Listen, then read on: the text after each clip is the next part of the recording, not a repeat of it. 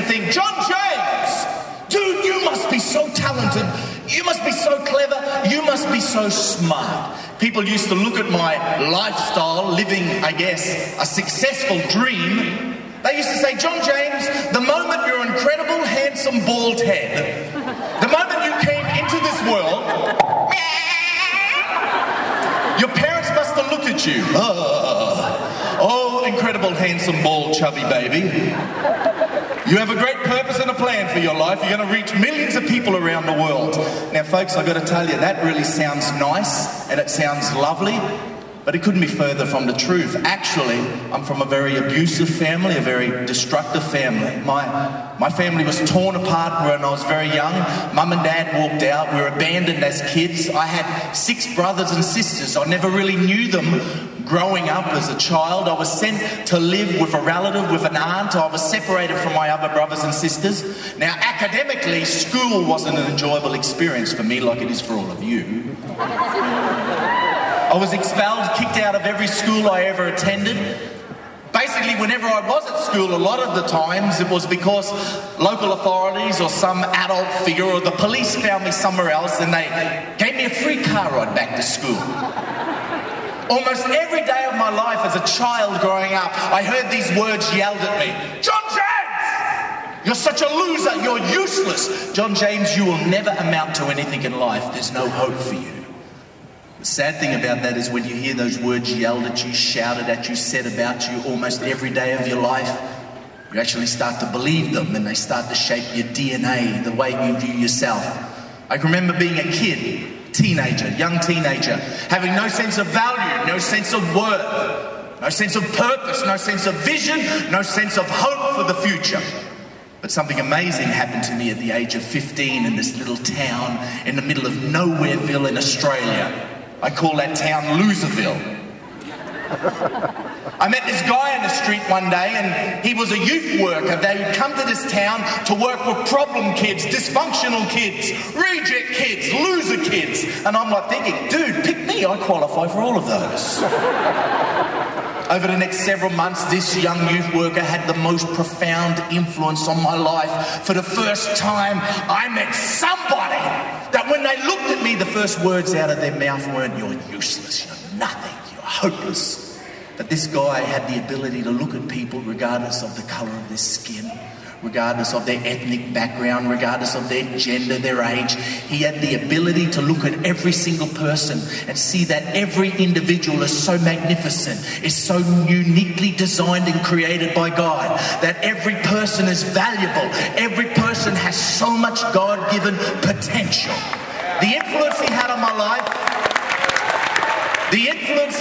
life was profound. He introduced me to the most revolutionary message I'd ever heard in my life. The most relevant, the most captivating, the most empowering gospel message, the good news of Jesus Christ.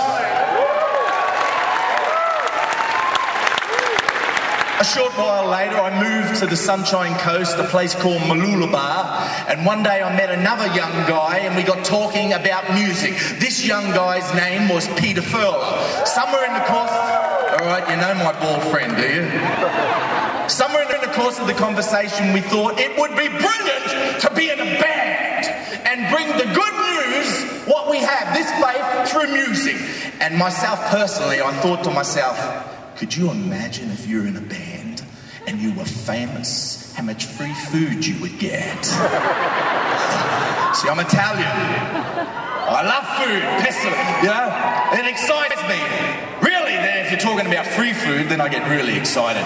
So we started this band, the Newsboys. It has no deep spiritual subliminal meaning. If you say it backwards, it doesn't mean something else.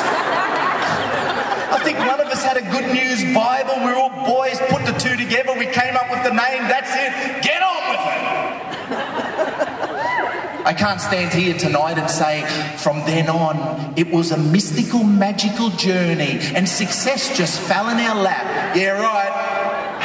We worked hard, you know, good old-fashioned hard work, commitment, discipline. We worked hard, we toured hard, and God was merciful and He blessed and breathed on our efforts. And one day we were crazy enough to decide we're going to go to America, mate. So we came to your great country, a bunch of young Aussie blokes. We got to your country, we were overwhelmed with the bigness. We were like, crikey, mate, this place is big.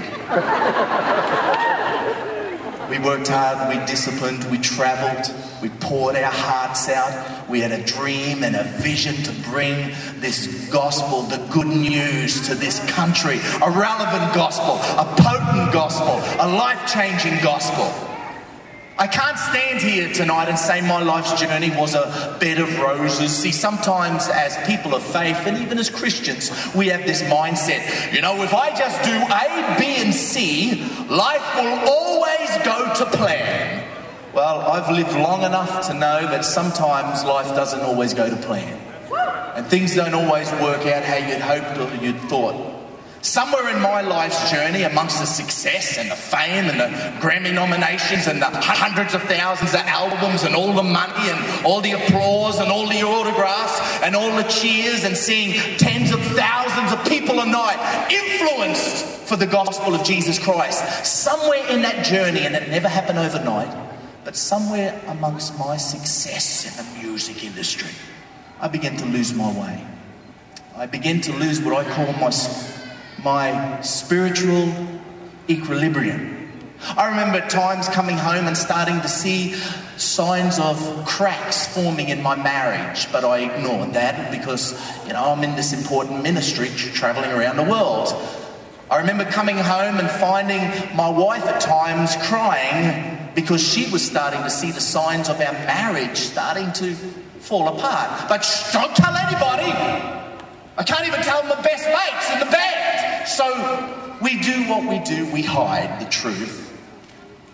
And I remember being on stage night after night telling people that Jesus is the answer, and yet on the inside I'm hiding a lie because I know my own personal life is starting to fall apart, but I can't tell anybody. I'm the lead singer, the frontman of one of the biggest Christian bands in the world. I can't even tell my mates in the band, my buddies. I even hide it from them, the truth of where my heart is starting to go. Eventually things got from worse to worse to worse. Eventually my wife is on the brink of leaving me